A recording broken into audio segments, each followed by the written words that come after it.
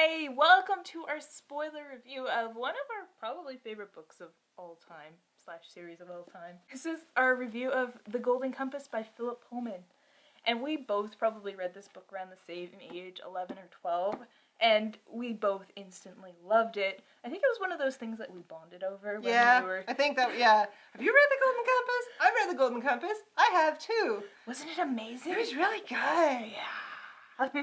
It was funny when I was rereading this for this review, I had all these memories just kind of hit me again, how I had another kind of slight brush with the whole banned book thing. And I was just like, wow! Yeah. I had to go to a different library so I could take it out.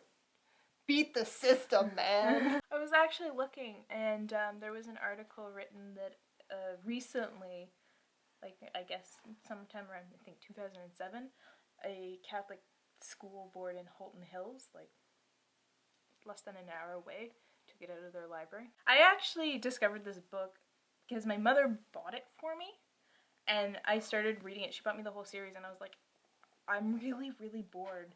And I only got to the part where like Lyra was wandering around Oxford playing with the other kids, and I put it down. I made her return the other two, but for some reason I guess the other one was a little damaged, the first one, so she couldn't return it. And so I ended up being really bored and picking it up again and like flew through it, and I was like, what the fuck was wrong with me? I read it originally because there was this other girl in my class who was reading it, and we were in grade 6, and it was in the 7 and 8 section of the library, which we couldn't take out, which is also where the Lord of the Rings was. And the librarian actually saw the girl reading the book and took it away from her because it was too mature and too above her reading level. So, of course, me being me, was like, I need to read that. I went to the public library and took it out, and the rest is history. And now I own this very pretty edition of it. Well, this is one of those books that you can read as a kid, and some of it right over your head. Oh my god. Rereading it now was terrifying. Like, I was a cold-hearted kid. Like, it's just like, oh, they're having their souls cut out. No biggie. Or just like how awful her parents were. Oh my god. Like as a kid, it was kind of like a fairy tale where I'm like, oh yeah, the parents are useless, whatever. But now I'm like, oh, they just trample this kid to get what they want. They are awful people. Miss Coulter is still terrifying. Really scary. She was always terrifying, and I think she always will be. The gobblers got me worse this time around. Like, really? I had a few, like, meltdowns where I put it down and I'm just like, how did I read this as a kid and not have nightmares? And I kind of started flashing back to the scene in the movie when Lyra goes into the machine and is almost cut, like, her demon's almost cut away, and I'm just like, that's horrifying! I was more horrified as a kid, though. No. Now I'm like, oh, okay. No. Now I think it's more along because I'm older and I kind of understand systems of authority now. And so it's more the corruption of authority that, like, scares me more than, like, and the fact that they're harming children. Yeah. Just because they can. Yeah, it's just like, they don't even see them as people. They're experiments. They just grab children off the street and cut out their souls. They're like, nobody will miss this one.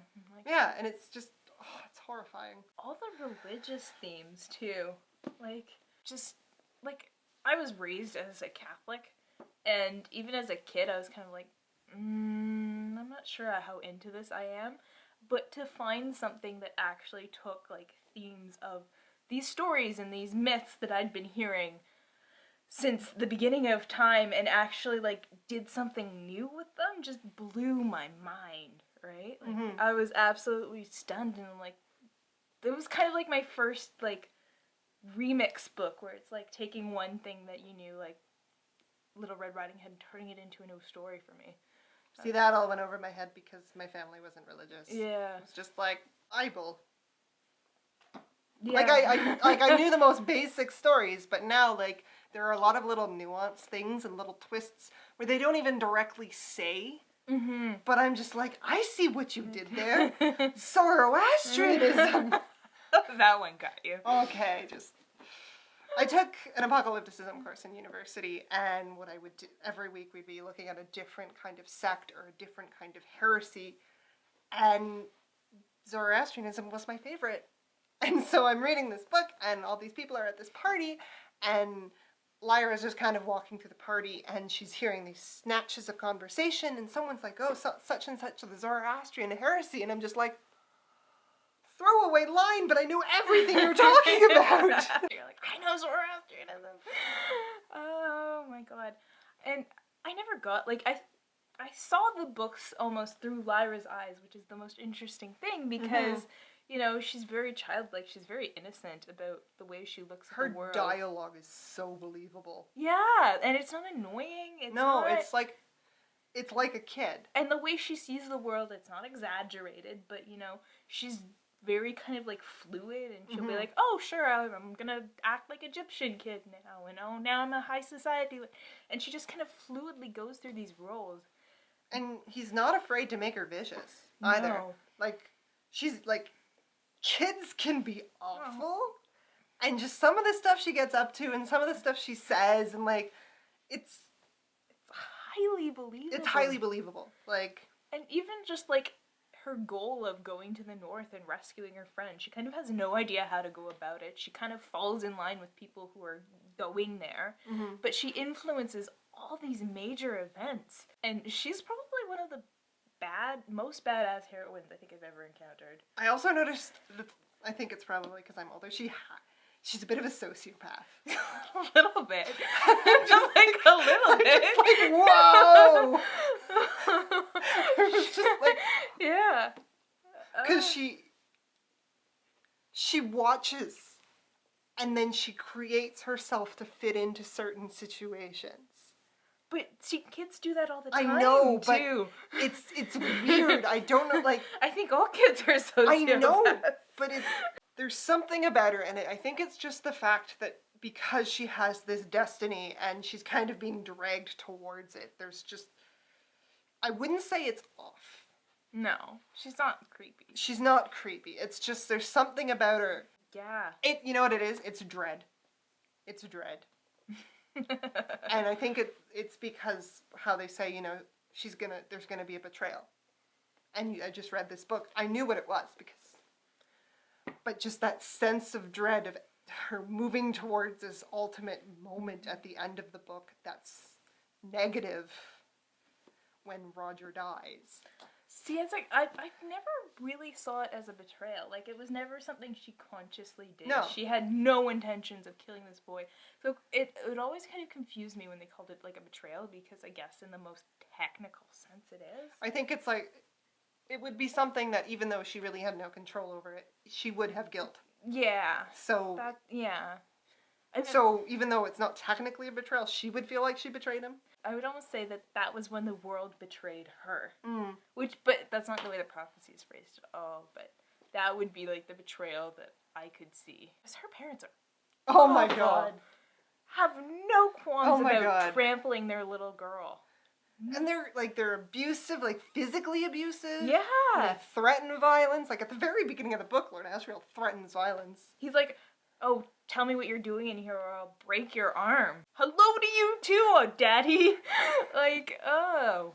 And just God. the moment when, like, you know, Lyra's been going around with this culter and it's great and it's awesome, and then the moment it switches and she doesn't fulfill the role that has been prescribed for her, and she just gets turned on, like. And that's what makes Mrs. Coulter so creepy, is because, you know, here's this beautiful lady all composed and feminine, and she has this beautiful monkey demon that is, like, the most malicious thing that you just want to punt off a bridge and watch as it turns into a pancake and then gets dissolved in water. The other thing that I picked up now as reading this was the fact that she doesn't she's doing all this work, she's doing all this research, she's being funded by the church, and she's doing it for power. She isn't doing it for a sense of belief. She doesn't believe what she's doing is right. She just knows that it's a means to an end for power.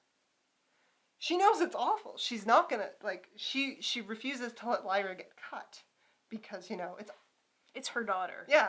So, you know what, my daughter is above that. My daughter deserves to be of, like, the ruling class. But, hey, anybody else's kid. And just how charming she is. Like, how she manages to ingratiate herself with everyone. Yeah. Like, she manages to charm an armored bear. Mm-hmm. To the point where he's like in love with her. Mm-hmm. One of the best written villains, I think, ever. And especially as you get into the series and you get like more of her character. It wasn't her charming the bears that messed with me the most. It's stuff that happens in, I think it's the second book. Yeah, she's just like, will do anything to get what she wants. And we were discussing her demon and why it was a monkey. And my thoughts were that, you know, a monkey is as close to a human being as you can get. Like, so she is almost like the evil, vicious nature of human beings. She's just this raw human being with malevolence and will. I don't know. Cruelty. Monkeys are also just kind of creepy. Except they're really cute little ones. Yeah. I love those. I don't know. Yeah, they can be cute, but they can also rip your face off. You know what I mean? Yeah. You know what I mean? Like, and totally realized that I had a child crush on Laura Jazriel. Raise your hand if you did. Yeah. Which is so messed up. It is messed up. so messed up. But it wasn't like, it didn't click as a crush as a kid. See, as a kid, I wanted to be him, and it wasn't like the weird, like, power awfulness. It was, this is this guy who's going on adventures, and he gets what he wants. Like, here he's trapped. Yeah. Yet he can still, like, import all this stuff, and he has a manservant, and I was just like, I wanted that kind of presence that he had. Yeah. You know, he walks into the room, and everyone's like, there's Lord Asriel. Yeah. Like, I wanted that. Yeah, and it wasn't like I was like, oh my god, when I grow up I want to marry. I was like more like, I want to meet him. Like, you want to meet like a character at Disneyland. Like, this character sounds It kind of reminds me of Up. A little bit of Up, when he's the kid, he wants to meet that big explorer who was so cool. Yeah. And now that you're grown up, you're like, You know, yeah, no, I don't want anything to do with you because you're crazy and awful and a horrible human being. Lee, we have not mentioned Lee, which breaks me a little bit because Lee is the love of my life. a little bit, yeah. Like, just Sam Elliott was the perfect God. casting in that movie. Like, just hands down. And where, like, Lyra's voice is amazing, so is Lee's. Like, he captures kind of, like, the southern twang perfectly. And he's just so unassuming, but so capable at the same time. Let's just have a conversation, Like, pass the time. He's so rustically charming. Yeah. Like, even the witches are like, hey, I want to hear your opinion. I just love how he's talking to Serafina, and he's like, every job I do, I send a bit of money back to Wells Fargo Bank. And I'm just like, oh my god, I love you. I'm gonna buy a farm. And I'm like, I love you so much. Don't leave me.